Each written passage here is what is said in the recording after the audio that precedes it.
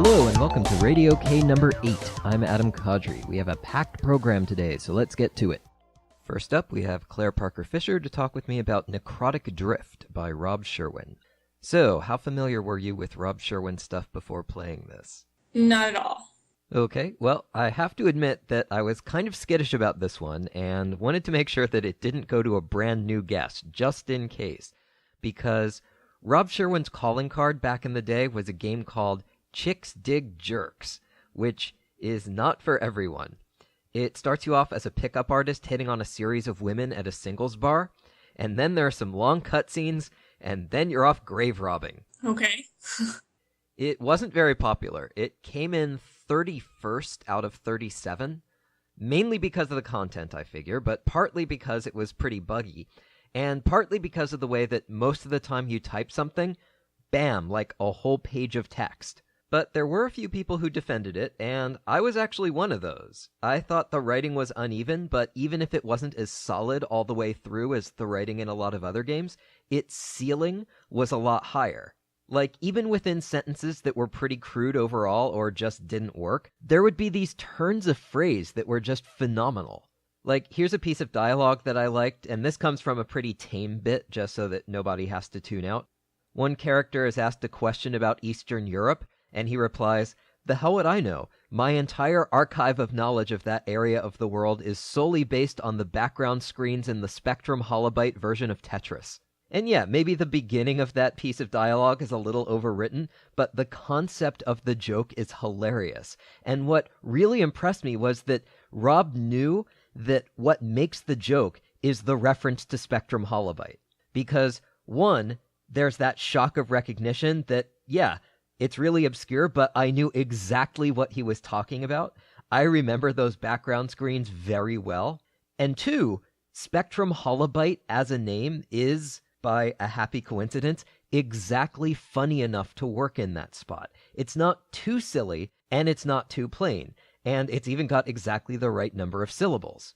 Anyway, so that was 1999, and even in the short time that I was still following IF after that, Rob released a bunch of games. In 2000, he entered the comp again with a buggy superhero game called A Crimson Spring, and the year after that, he teamed up with Mike Souza on a comp game called No Time to Squeal, and at the exact same time, he put out a longer game called Fallacy of Dawn. And it looks like, after that, his next release was this one from 2004, Necrotic Drift, which was nominated for 8 Zizzy Awards, including Best Game. You played Jarrett Duffy, a Dungeons & Dragons expert who makes $5.51 an hour working at the mall in a dystopian helltown called New Haz. You can tell it's dystopian because it's 2015, and yet video stores still exist. Also, there are these zombie robot things that go on rampages, but that's kind of a secondary consideration. In any case, the big thing going on in your life is that your girlfriend is moving out of state, and it's bringing up some drama, and then the two of you and some other friends get trapped at the mall by a demon, and you have to fight your way past a series of D&D monsters to get out. So, what'd you think? I'd say I generally enjoyed it. I thought it seemed a little long, like the puzzles were not super difficult, but just frustrating enough that there was a lot of time running around the mall and not really accomplishing very much. So when you were kind of between giant text dumps, I sort of didn't really find it very enjoyable. But I thought it had some funny parts, and I definitely enjoyed it overall, I think. I wasn't blown away by it, but I mostly enjoyed the experience. Yeah, about those text dumps. In the past, I've talked about pieces of IF in which the interactivity is basically just a matter of turning pages. There's generally one thing you're supposed to do to get to the next chunk, and it's just a matter of typing in that command. And that's pretty much the case here. If a monster is attacking you, you have to fight the monster. If a monster is not attacking you, then you have to talk to someone and pick a conversational option. If you're out of conversational options, then the thing to do is to move to another location. But what made Necrotic Drift in particular feel like turning pages is that when you do type in your command, you actually do get a whole page of text. Sometimes more. And it's not just that you type in a cause and see the effect. Rob is trying to tell a story here, with flashbacks that let us learn about the characters and let the characters learn about each other, and that's great. But when those sorts of things are the response to typing in the command go north, you can wonder whether you're really affecting anything. Yeah, so basically I thought the quality of the writing in the big text dumps was really good overall. There were some funny parts, yeah, it was clever, it was sometimes a little sentimental, it was sometimes a little full of gross out humor or descriptions of monsters or whatever. But then there's these kind of incidental single sentence things that are just part of IF. So the things that the other characters are doing, the things that the monsters are doing, and then the kind of background stuff. And that all kind of just dumps in these kind of single lines at the end of every turn, whether there was a giant text dump or not. And they just seemed very, very sparse. So there's a lot of combat, and the combat is generally like the skeleton attacks and hits you, exclamation point. And that is all the skeleton ever does. Maybe sometimes it misses you, but it's these kind of single sentence, really sparse, deeply unrealistic sorts of things. Like a skeleton attacking and hitting you is something that maybe deserves more than those few words. And at first I thought that was just very clumsy, like this was sort of the best that we could implement with an interactiveness, that there was this kind of non-interactive portion, and then when you were interacting it had to be very sparse. But I was actually thinking about it more recently, and that is kind of what playing a computer or a console RPG is like. There's sort of all of this plot stuff, and then there's you fight a monster, and it's basically you just punch each other in the face until one of you falls over. And the kind of realism and the characters and the plot don't matter for that part of it. And the whole game is largely a sort of a tribute to tabletop RPGs like Dungeons & Dragons. And that's probably really similar, is you have a game master who's designed this big campaign, and maybe they have some character beats, and maybe the players have some important character development that they want to get across, and maybe they have some motivation, and then they run into a monster, and it's just you roll the dice and you see what happens, and then you roll the dice again, you see what happens, and it can't be scripted and it can't really be authored because it's just random chance. So I wasn't sure whether it was that IF and these kinds of games share a design constraint that kind of makes them come out looking the same at the end, or whether it was kind of a deliberate choice, like this is a D&D campaign and there's going to be these character beats and Duffy is going to encounter these certain events, and then there's going to be this combat portion that is a little bit outside of that world, and it's kind of a separate mode of thinking about how a game works. That's really interesting. I hadn't considered that, but it does make a lot of sense now that I hear it. You know, I was never big into RPGs as a kid, but I did play Champions a little bit, so I am familiar with how they can alternate between the GM reading atmospheric paragraphs out of a handbook, and then the rest of it is just, you punch the villain for 6 hit points and stuff like that. But one thing that I can say for listeners who may not be all that familiar with IF programming is that it's absolutely possible to code up combat sequences that are written in the same style as the story text. You know, it's not a memory constraint, and it's not a limitation of the programming languages. You just have to be willing to put in the work. Yeah, so that's what made me start to think that it wasn't just Sherwin being inexperienced or not knowing how to do it, because he's clearly got some polish in a programming sense.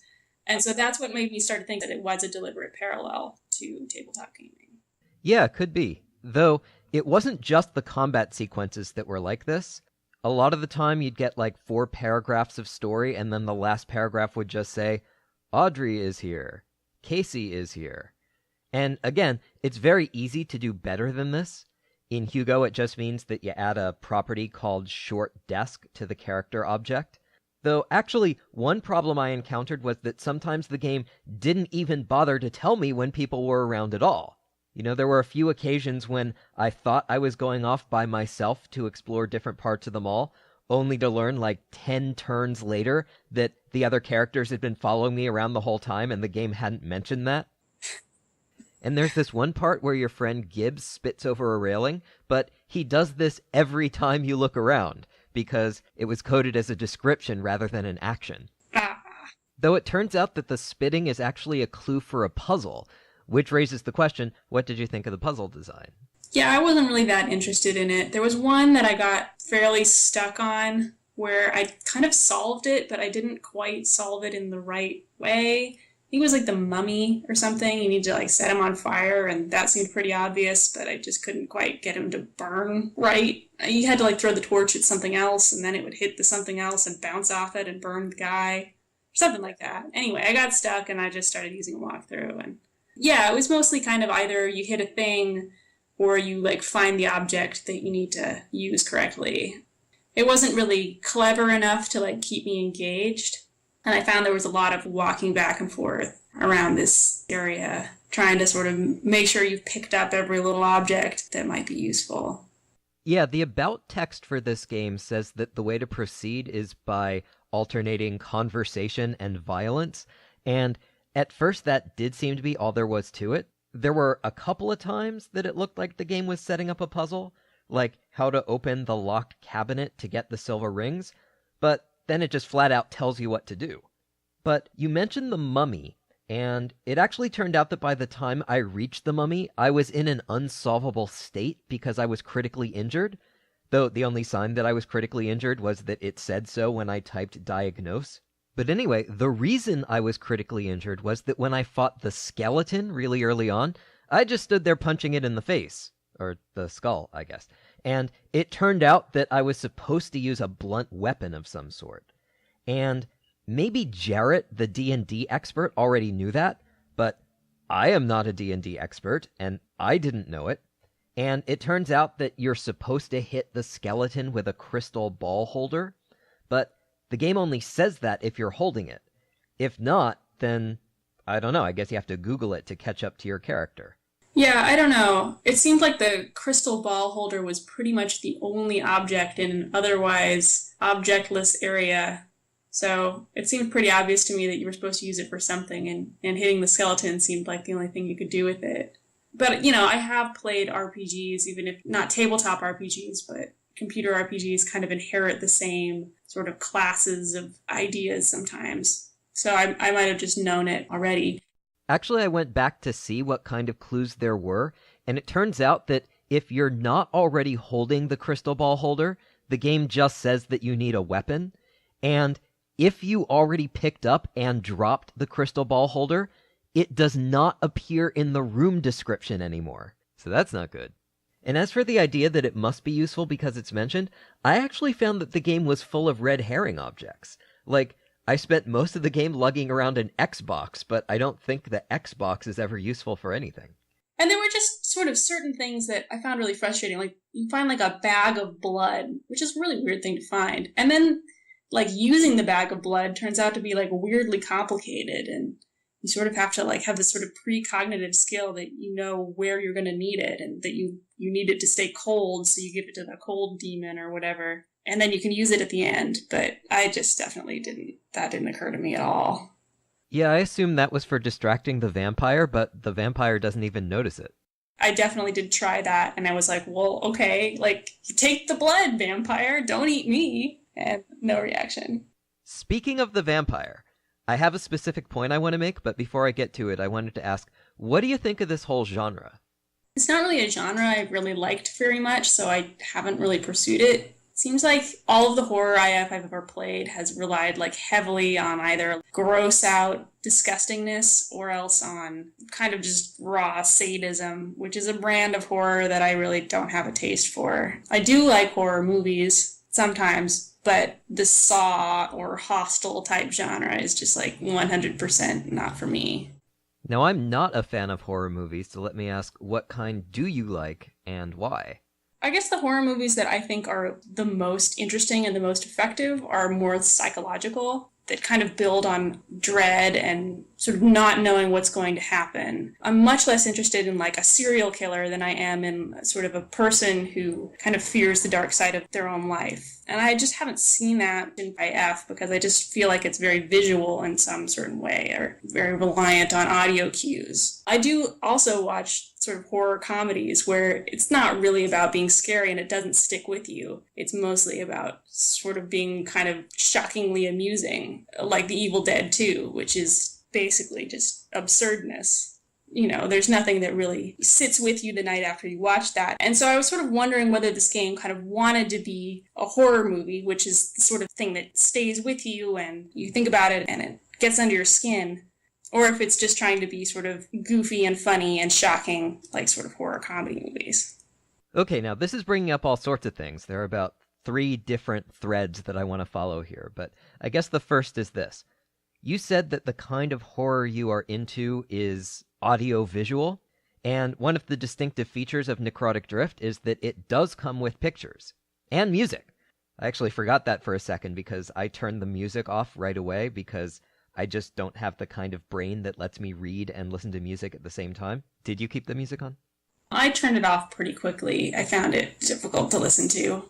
I think it's probably not awful all the way through, but I think the amount of interesting free music has definitely increased in the last 10 years, so there could have been better choices. It's hard to listen to on a loop, is what I'll say. You just can't listen to it over and over again without your teeth setting on edge. So I turned it off pretty quickly. Now, I did play with the pictures on, though the game, or at least the interpreter, couldn't handle the fact that I resized the window, so some of the pictures ended up displaying wrong, like only the left half would show up and stuff like that. But I did see most of the pictures, and I don't know, you mentioned horror comedies, and this does have jokes in it, but the text suggests that we're supposed to take the monsters semi-seriously, and that gets undercut when we can see that they're just Rob Sherwin's friends wearing goofy makeup. I thought they were kind of sweet. I don't know. I mean, it seemed like it was probably a couple of really fun days for those guys, getting dressed up like zombies and posing in silly ways. I don't think it really added that much for me, but I didn't dislike it. The only thing that would like sometimes happen is you'd get this like image up at the top of the screen, but your eyes hadn't finished reading to like the point where that image was described. It was kind of like almost a little tiny spoiler. I think you could kind of take or leave them, but they were kind of charming. I will say that I thought the location pictures were pretty effective. I don't always have a very clear mental picture of the stuff I read, but I did come away from this feeling almost like I'd just watched a movie set at this particular mall. And I wanted to ask you, since most of what I know about horror movies comes from reading scholarly articles about them rather than from actually watching them, my impression is that malls are a pretty classic location for horror movies, particularly zombie movies. Is that right? Yeah, Dawn of the Dead is a zombie movie about being in the mall, and that was kind of where that comes from. And it has a lot of imagery of the mindless consumer and the zombie as being parallels, and that these zombies have like basically nothing left of humanity, but they do remember that they like to go to the mall. And I think that that kind of imagery sort of stuck around in the zombie genre, that part of what zombies are about is mindlessness and mall culture really go together well. Yeah, it occurs to me that the 80s were the heyday of horror movies and that the 80s were the heyday of mall culture. So I guess it stands to reason that probably a lot of people in the 80s saw horror movies at the mall. Probably, yeah. I know a lot of the movies I saw in the 20th century I saw at one mall or another. Even in the 90s. Like the Brea Mall Cineplex showed a lot of the bigger art films, and South Coast Plaza showed a lot of the really obscure ones. But, speaking of the 90s, let me finally make the point I mentioned a little while ago. The one work in the horror genre that I've ever really been into was the TV version of Buffy the Vampire Slayer, which was thematically very rich. And the same could not be said about most of the games on the last episode of this show. Like Return to Ditch Day and All Things Devours weren't really about much of anything other than their own puzzles. And one of the best things about Necrotic Drift is that it actually is about something. Its central theme is one of the classics, which is, will the man-child grow up? And in this case, it's, will the geeky, underemployed man-child grow up? We learn a lot about this guy's childhood, we get lots of glimpses at various stages of his relationship with Audrey, and so we think that that's what the climax is going to pay off. But instead, Jarrett has this debate with the big level boss demon about whether his friends slowed him down, and Jarrett says, I needed Gibbs's courage. Where would I have been without Audrey's intelligence, Trott's resourcefulness, Casey's willpower? And even if those qualities had been on display, which I don't think they were really, that's not the theme. It was a theme of Buffy the Vampire Slayer. Throughout the series, there's this running thread about how much Buffy should rely on her friends, given that supposedly she alone is the chosen one. But the value of teamwork is not set up as a theme in Necrotic Drift. So it's kind of bizarre for it to suddenly be given center stage, and then to get dropped again. Yeah, I agree. And I was sort of wondering how you would implement that. If that was the theme that you really wanted, how would you implement it in a way that was interesting in this kind of solo game? Because if the NPCs, act too independently and Audrey just figures things out and Gibbs fights the monsters, and then that's frustrating. The player kind of wants to be the person who figures things out. And if you do use other characters, you kind of just tend to use them like tools, like, oh, Gibbs, you clear this away. And then he just is a little automaton who clears stuff away until you've done everything that there is to do in the area that you can get to. And so that seems like a theme that's not really suited to IF. And if it was, I was sort of wondering like how you would do it. Would you have multiple player characters, or could you even have like co-op IF where multiple people can play in the same game? Or is that just too weird? It doesn't seem like a theme that's really suited to IF, except as kind of a bunch of flavor text. You could say in some of those text dumps like, oh, Audrey one time figured out this amazing thing, and when you solve the puzzle, maybe she could be the one who actually implements it in some way, even if you were the one who entered the command. And I wasn't really sure if there was supposed to be this teamwork theme all the way throughout and it just didn't come across, or if it was just kind of a thing at the end that didn't really tie in. Well, somewhere in the IF archive is a starter file I wrote for people who wanted to create multiplayer IF, though I don't think anyone ever really used it. But it occurs to me that on top of everything that you just mentioned, it's a little odd to have trust in your friends as a theme in IF, because your friends are NPCs. The message that you should recognize that these people are as fully human and capable as yourself doesn't really work when they're not, when they're just snippets of code. Uh-huh. Now, in talking about all this, I've been a little sloppy about how I use the word you, because, of course, there's the player, who is a human, and the player character, who's made of code just like the NPCs are. And in Necrotic Drift, the player character is actually almost as limited as those NPCs. One thing that made this game feel like it was on rails was the fact that when Audrey says she wants you to move to Texas with her, saying yes isn't an option. You can either say no with one joke, or you can say no with another joke. And that's basically how all the conversations work. You get a choice, but it's like those online polls where the options are no and hell no. So the character arc is always the same.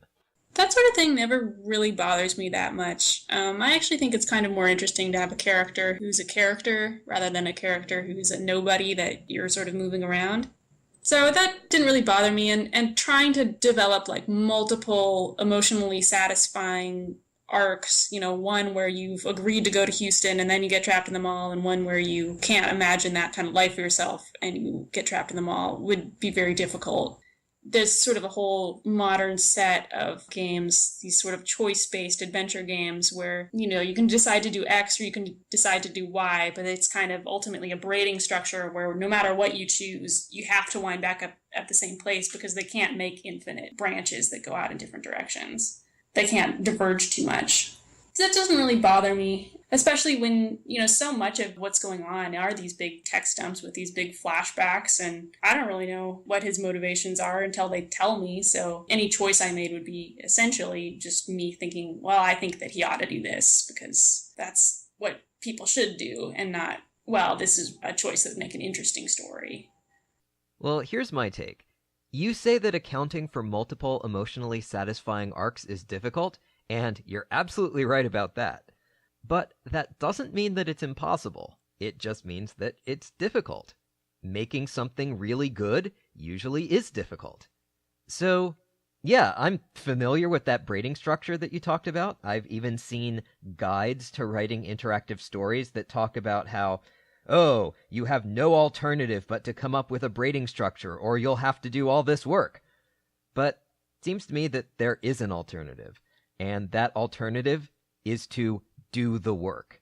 It's easier said than done, but You look at something like Galatea, where Emily Short actually did the work, and you see the payoff. And Rob Sherwin clearly put a ton of work into Necrotic Drift, but it seems like it was mostly storytelling work and not so much about the interactivity. And there's nothing intrinsically wrong with that. I mean, I'd rather have that than the other way around. But, like I said early on, it does make for an experience that feels a little bit like you're just turning pages.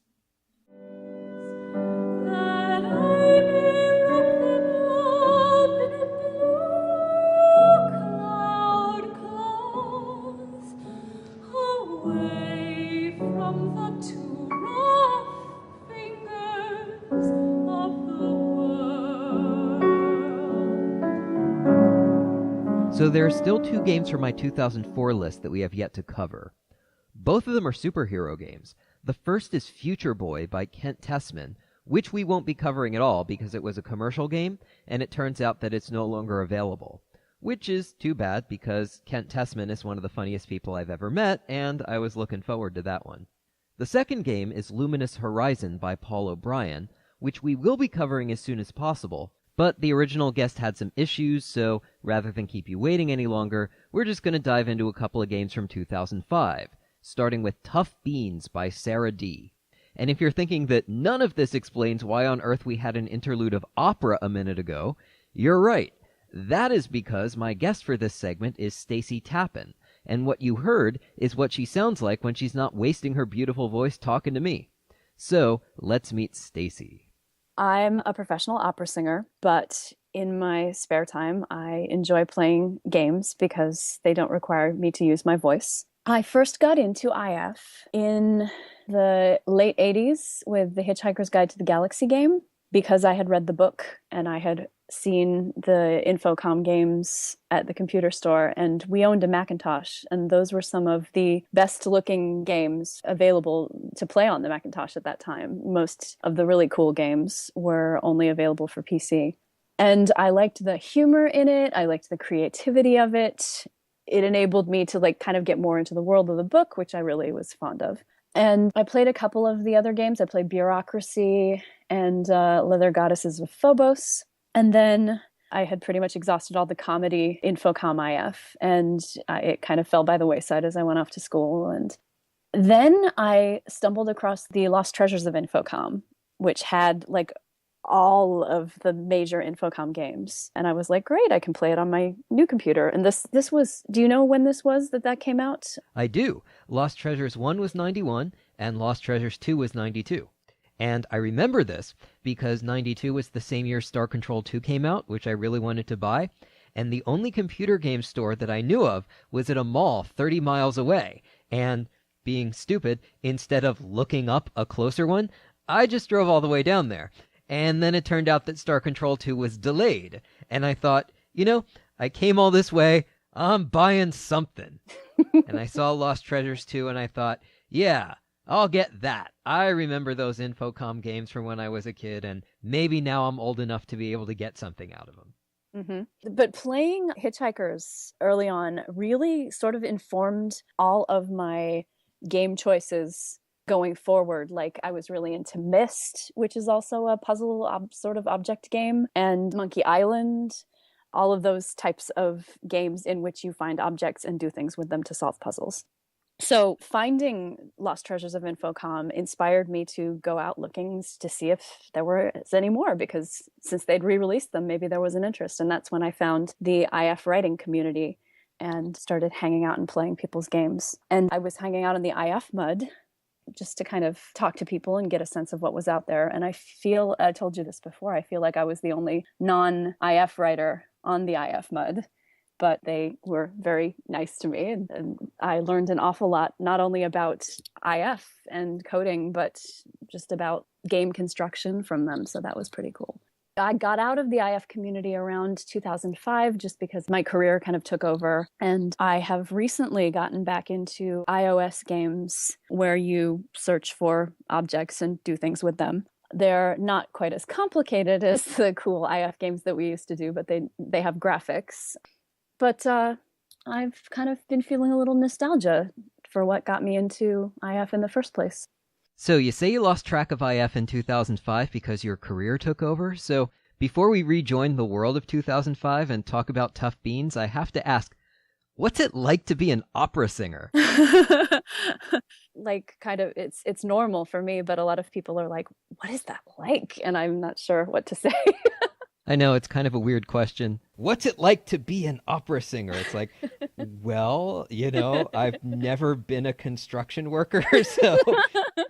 No, I haven't had a regular job since grad school, so I wouldn't even know how I would do in like an office situation nowadays. But I will say it's tremendously fulfilling to do something that I really, really love.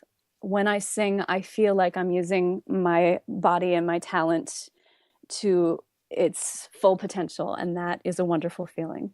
I feel lucky that I'm able to make a career of it, and I'm grateful for every single opportunity that I get to share it. Wonderful. Working as an opera singer is kind of like working as an actor. You get hired per gig, you travel to where the gig is, you do the gig, and you're done. So it's itinerant and it's on and off. So I have long stretches of time where sometimes I don't have a job for a while. It's not like a steady stream of income, but you supplement it. Sometimes I teach, but there is a lot of self-care involved because your body is your instrument. And I mentioned that I like hobbies where I don't use my voice, and gaming is one of those. All right, well, let's get to it. Tough Beans by Sarah D. took 5th place in the 2005 comp and won the Zizzy Award for Best Player Character. You play a weak-willed young woman named Wendy Little, and the game opens by showing how the people in your life, and especially the men in your life, keep stepping in and insisting that you don't have the ability to do anything for yourself. In Tough Beans, which is named after a coffee shop in the game, you've gotten into a bit of a fix as you're late for work and you think your boyfriend may be cheating on you. And the game is about the extent to which you will use your ingenuity and your newly discovered backbone to get out of these scrapes. Right? More or less? Anything you would change or add to that? No, that is a very good summary. All right, so what'd you think? I think it's really interesting that this won Best Player Character, because I think that the game did a really good job overall of making her personality infuse every single description that you get. Almost a little too much, actually, I would say. But like right from the get-go, you get a sense of who she is, of the type of person that she is. And it does kind of make you want to make her show a little bit of a backbone. It makes you want to say, oh, honey, come on, shape up your life. He's obviously cheating on you. You're obviously in a bad situation. So it's kind of her internal monologue. And you as a player, I think, are meant to kind of have enough of it after a while and want to make her shape up. It's interesting that there even is an award for Best Player Character, just insofar as Yeah. I think it was F. Scott Fitzgerald who said that action is character. And in IF, the player chooses the actions that the player character takes. Right. I mean, obviously the author puts constraints on that, but still, you do end up with a medium in which protagonists are defined not by what they say or do so much as the way that, like, the descriptions of rooms and things are filtered through their perceptions. And I think that's done very well in this game. Hence the award. Hence the award, exactly. So I know neither of us have seen any of the competition yet, but it sounds like you're willing to give a thumbs up to this game winning the Best Player Character award? Yeah, I would say so. I mean, it certainly put a lot of thought into the descriptions, and they're consistent in a way that was very satisfying. It was one of the only satisfying things about this game. It was very satisfying. Yeah, the problem that I had, and I believe you had this problem too, is that because she's struggling so much and because it puts her sort of meek, passive character into every description and seems to say in every description, this girl has really got to wake up and get her life together. This girl has really got to stand up for herself. She's got to do something to like change things and turn her life around. She's got to stop being a victim. Is that it seems to be very hard to do any of that in this game. Anytime I tried to rebel, the game would tell me that they didn't see any reason for me to do that, which got me very frustrated because it seemed like the game was telling me to do this. There's only one action that I can think of, the action that allows you to get coffee, The titular Tough Beans has a couple of places in it where you do something a little bit non-meek, and those are rewarded. But that's the only time I was able to get her to do anything really out of character for her. Yeah, that's interesting. Did you play Rameses from back in, I want to say, 2000? I think I did, but gosh, I don't remember much of it. Can you remind me? Yeah, the basic idea behind Rameses is that you play this boarding school student. Right. And the big innovation of the game is that your character wants to be like a man of action, someone who'll step in and tell off the bully and ask out the girl. But every time you type in a command to do any of those things, he always has some excuse for why that wouldn't be a good idea right now. Right. You know, you have a dialogue tree, and several of the options are full of like really sarcastic rejoinders to the insult you've just received. But if you pick any of them, the reply is something along the lines of, "Oh yeah, that would be an amazing thing to say." Yes, I remember that. Oh my goodness. But the point of that game, which is by Stephen Bond, I'm awkwardly going to add because I forgot to do so when I brought it up, is that there is no personal growth. At the end of the game, the player character is in the same spot he was in before. He's just transferred the focus of his daydreams from a brief childhood acquaintance of his to this girl that he just met and then ran away from. And it sounds like you're pointing out that Tough Beans has a similar mechanism in that the actions you try to take get batted down by the character's inhibitions. But the difference is that this is supposed to be a story of personal growth. Or to the extent that it's interactive, and there are a lot of different endings, the interactivity lies in the amount of personal growth that you can bring to the character. But it seems a little odd to have a game about a character learning to stand up for herself when what's actually happening is not that the character herself is actually learning anything or developing any willpower. It's actually the opposite, because her will is being taken over by the player. Yes. If she's standing up for herself, it's because we're telling her to do that. Yes. So instead of personal growth, it's effectively a story about a kind of demonic possession, and we're the demons, which raises the question of how an interactive story ever could be about personal growth. I don't know, if the actions that you make the character take make the character realize, if the possession somehow changes the way the character starts seeing things, if it were reflected, I think, in the descriptions. And I don't know, you get little hints of like her wishing for rebelliousness. I felt like whenever I tried to be rebellious or have a backbone or a will in the game, it was one of the dead end hints. So it would hint that you wanted to do this and you would do it, and it was a dead end hint. So you do that enough times and you get the feeling that the game doesn't actually want you to do that, even though it's hinting that you do. You know, one thing that occurs to me is that in a game with puzzles, the story may be about a character solving those puzzles, but it's actually the player solving the puzzles. So, by the same token, the real trick for an IF author creating a game about personal growth would be to present a story that, by interacting with it, makes the player experience personal growth. Yes. Which, if you could pull it off, could conceivably put the therapy industry out of business.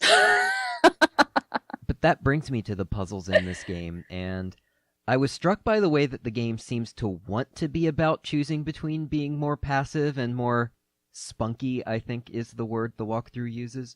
But what you actually end up doing for big chunks of the game is the old-fashioned text adventure, find objects, and combine them to get through doors kind of puzzles. Like, the first big set piece is about getting past your boyfriend's big dog, and it really is about wandering around, looking under sofas, and collecting random trinkets, and reading the author's mind to find out how to put them together, because, you know, you can't just find the dog food and feed it to the dog. That would be too easy. Right. And all in all, it seemed to have a lot more to do with being a character in an adventure game than it did about learning how to be spunky. The game sort of alternates between puzzles and character development instead of integrating them.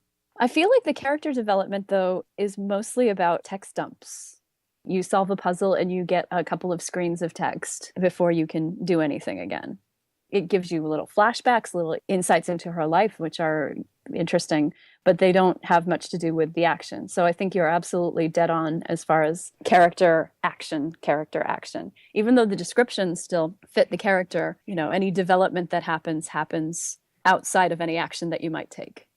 So I don't want to obsess about this dog food puzzle, but it did sort of flag up a couple of problems that seem to me to afflict interactive fiction in general. One is that when you're playing a piece of IF, you usually spend the vast majority of your time using the same set of verbs. Verbs for moving around, for looking at things, for picking up and dropping things. But then the solution to the puzzle ends up being, there's even a term for it, guess the verb. You end up having to use one non-standard verb, and in this case it turns out to be shake. And in a way, that's the defining characteristic of IF, or, I guess now you have to specify parser IF. But the whole idea is that you can try typing anything. And I mean, probably the best known moment in any of my IF depends on the fact that, you have to try an unusual verb.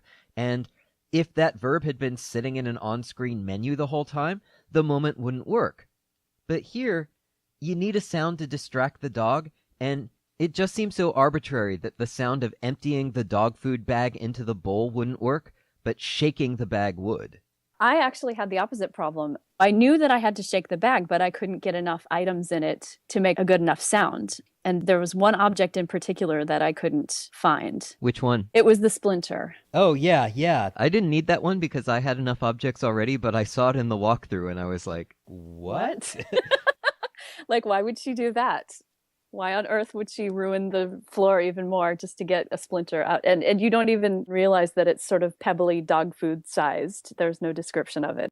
Well, that brings me to the second thing I was going to bring up, which is that one of the big questions every IF author has to face in building a world is what to implement. It's one thing when you are exploring the bare abandoned base that actually only has 3 items in it. But it's another thing when you are trying to do something like this that's more of a slice of life type of game. You are in a house that you live in, and you are looking for 3 objects to put into this bag. I'm thinking that there are 3 objects that are available without needing to look under sofas and move rugs around and so forth. Doesn't she have a junk drawer? Or a handful of change. Yeah, open the drawer, grab a fork, that'll There's a box do of the trick. cereal in the cupboard or something. Yeah. For me, good IF is not just about good writing or clever puzzle crafting, but you have to have a good way of hinting at what the character needs to do. You're only interacting through text. There are no images. The only thing that the player has are the words you give them. If you don't give them what they need for what they do to make sense, and you're playing guess the verb, it gets frustrating for the player because it feels like they're giving everything and you're just waiting until they say the right thing. The best IF games, the ones that I really love, are the ones where once you hit on what the game is hinting for you to do, you feel very clever for having thought of it. I would not have felt very clever for having thought of pulling the splinter up. It seemed random and weird. And frankly, putting all the objects in the bag and shaking them seemed a little random and weird too. The rest of the puzzle solutions were a little more obscure and relied you on looking at the right thing, but that one especially felt really forced to me. So speaking of the rest of the puzzle solutions, let's leave the dog food now. And I know that there was another puzzle that you wanted to talk about, so take it away. There's one puzzle in particular, which is the elevator puzzle, that relies on you to solve it as fast as you possibly can. The buttons are off in some way, and you have to figure out what's the correct button to press. There doesn't seem to be a way of doing that just by looking at the buttons, because the way it's described is not very clear. But once you've played through the game once, you know what floor you're supposed to go to. So the idea is that you don't go to any of the other floors, and that's how you score a point. There's something on every floor, and there's something interesting on every floor. And it seems to me that the point of playing these games is to absorb all of the creativity that the creator poured into it. And so you're essentially being punished if you want to explore and see what every floor opens up onto. Yeah, that's interesting. There are plenty of games that involve optimization puzzles where you have to learn how to do things efficiently in order to fit in all your actions before the bomb goes off or whatever. But this does seem a little different. I mean, normally you get extra points for finding the extra areas and seeing more of what there is to see. Yep. So to reward you for not finding those areas is an interesting experiment, and maybe the lesson learned is not to do this. Also, if you're going to score, it might help the player to know where the scores happen. You know, if I'm on the right track, I like to be told I'm on the right track. And in this game, essentially you're told you're on the right track when the game advances. And so I assumed that was how the points were being scored. But in fact, when you score points in this game, you get absolutely no notification whatsoever that you have done anything different from what you might have done, or that this particular action is more desirable than that other particular action. It seemed like a very odd and random way to allocate points. Right. There are some people who don't like IF games to keep score at all. Yeah, I really have a problem with games that have scoring systems. Well, there you go. But even though they're artificial, they do sort of point out the track that you're supposed to be on. Yeah. You know, you pick up the fork and it says, okay, now you have a fork. And you pick up the screwdriver and it says, you pick up the screwdriver. Bing, you just received 10 points. That sort of tells you, I think I'm going to be using this screwdriver in the future. Exactly. Okay, we're just about at the end of our time here. So, any last thoughts about Tough Beans? I just wanted to add one thing. What was the name of the other secretary that she had to get the signature from? Rhoda? Rhoda, yeah. I really liked Rhoda, and I wanted to see more of her, so let's have a game with Rhoda in it.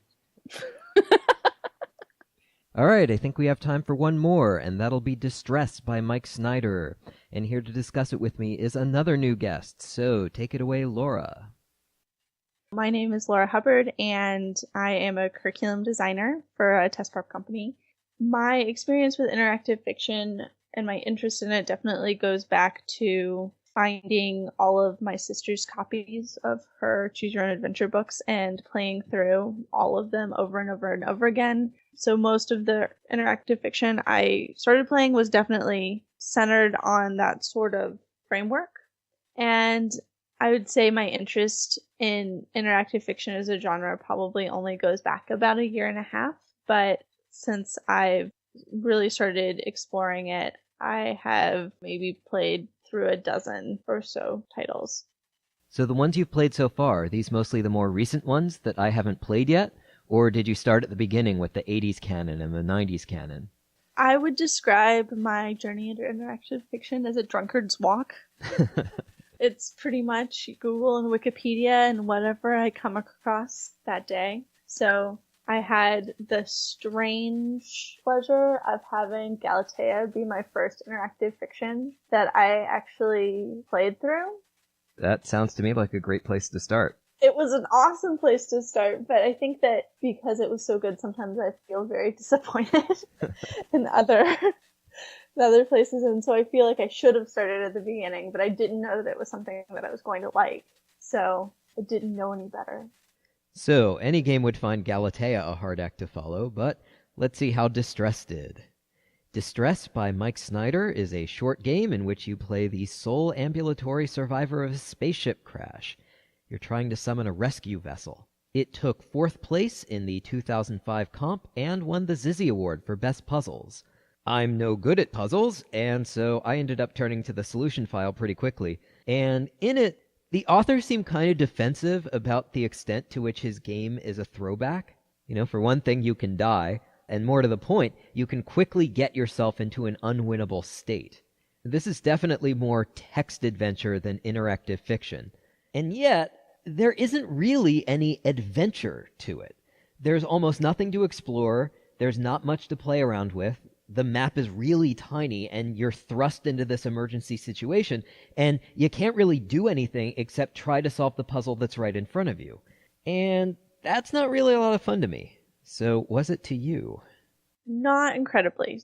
It's not something that's fun to me when there's only one solution.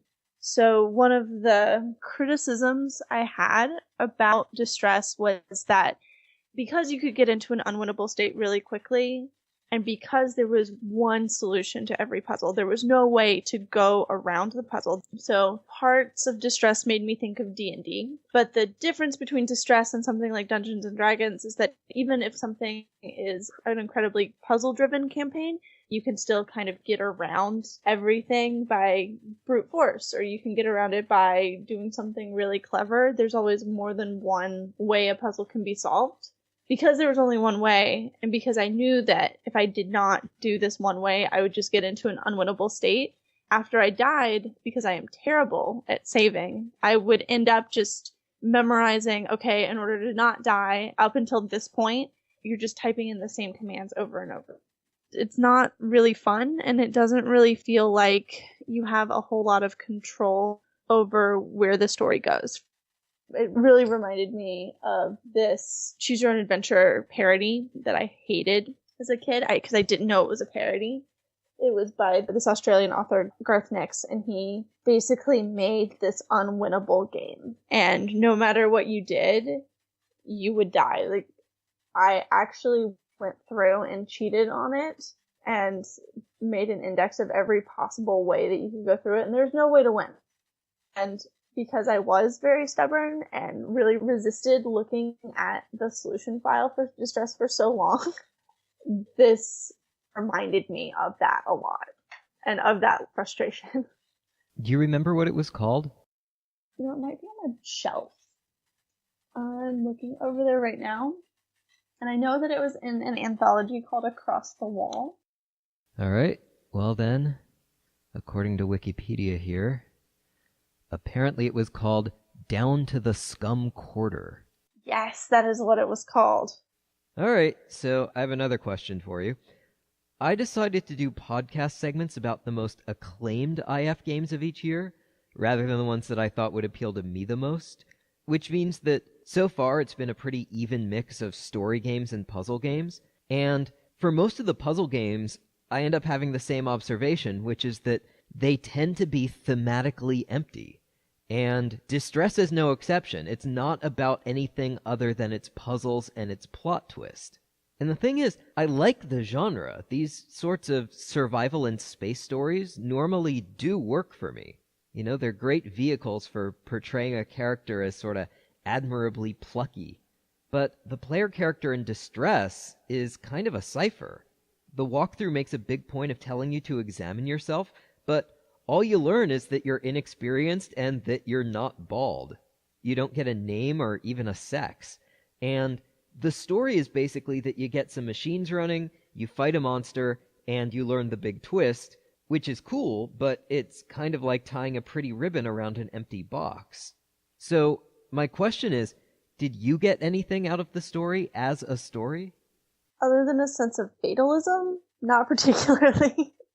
And what I mean by that is just the plot twist is, again, really the only story that you have, because even the actual puzzles and the events that do happen are fairly empty.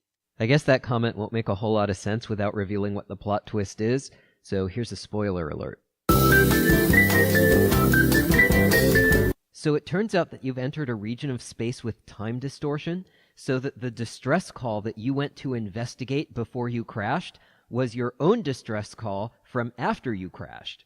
And on the planet, you occasionally see phantoms of the past, and at the end, you see a phantom of the future, which is a rescue vessel that won't arrive for another 6 years, so you have to hold out until then. And I have to say, it's a cool twist, but it's the sort of cool twist that I would expect to see at the end of a segment on the 80s version of The Twilight Zone. And like one of the 5-minute segments that they used to tack on at the end, not one of the full episodes. Right, and it's sort of a shortcut to closure. I felt so, I don't want to say disappointed, but I think that that's probably the right adjective for how I felt when it ended. I just kind of thought, oh, is this it? Is it over? And I had to read that last tableau a couple times to think, okay, yes, this is over. Yes, I feel a sense of closure, but I also feel like, as the character, I would have appreciated that echo from the future, knowing that I'm going to survive, probably, until the rescue ship comes. But as the player, felt like this person's story is just beginning. I really want to see how they deal with this totally alien environment that they've been put into and what it does to them as a person, rather than just knowing that, oh, they're going to get out one day. And I almost wish that we didn't have that closure, in that it's just them setting off into this planet and knowing that they have to explore the planet and leaving it open to say, okay, we don't really know whether or not they survive or not. And I almost would have been more satisfied with that, because I felt like just giving us that closure after the puzzles that you do go through is not particularly satisfying for me. Yeah, one little piece of background here is that comp games are supposed to be playable from start to finish in 2 hours. A lot of authors just ignore that rule, but if you do follow it, well, the more time you expect your players to have to spend on your puzzles, the less story you can put in. I don't have much patience for puzzles, so I ended up going to the walkthrough pretty quickly, and therefore, I ended up blazing through this game because without the puzzles to slow things down, there's just so little there. And I've been wondering whether that closure you've talked about might have felt more earned to me if it had come after the end of a long struggle instead of a few minutes of reading. I don't know that you would have gotten a deeper appreciation and a deeper sense of closure. I think you might have just been frustrated. Because that's how I felt. I still felt that I didn't have a very good sense of closure, and what closure the ending was trying to give me felt very cheap.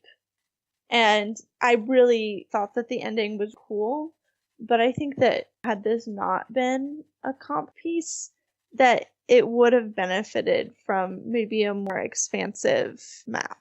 Even possibly without character development, just the more expansive map and a little bit more freedom to move around would have made this from, I liked it, but I don't think I'll go back and play it again, to I really like this, I'll go back and look at this again.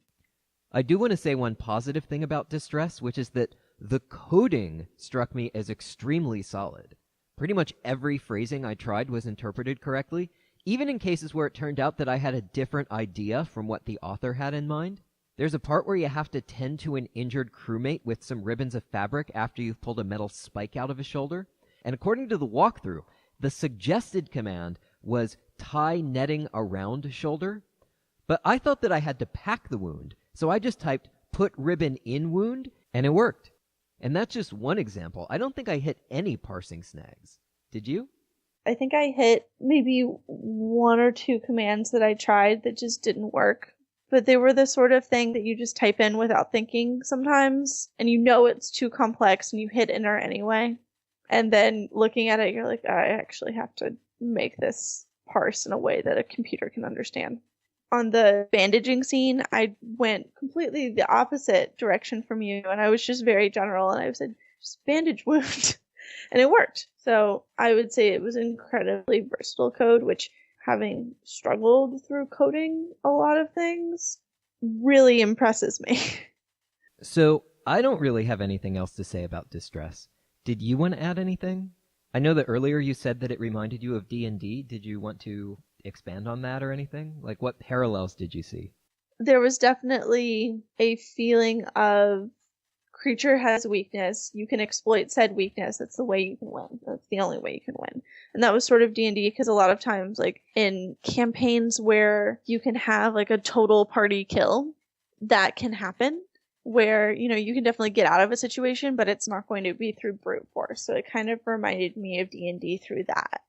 And then the other thing was the running scenes always make me think of D&D, because in D&D, you have a certain number of feet that you can move in a given turn. And so that's just the only thing that struck me there. I don't... have you played any, like, RPGs, really? I played Champions a few times in high school, and it sounds like the movement system is pretty similar. But I haven't really played D&D itself. Actually, a lot of what I know about D&D comes from just having played Necrotic Drift. Like, that's how I learned that when you encounter a skeleton, you're supposed to use blunt weapons. Because piercing damage just doesn't work at him. Yeah, everybody knows this but me. And I guess that's why skeletons killed my entire family. And that wraps it up for Radio K number 8.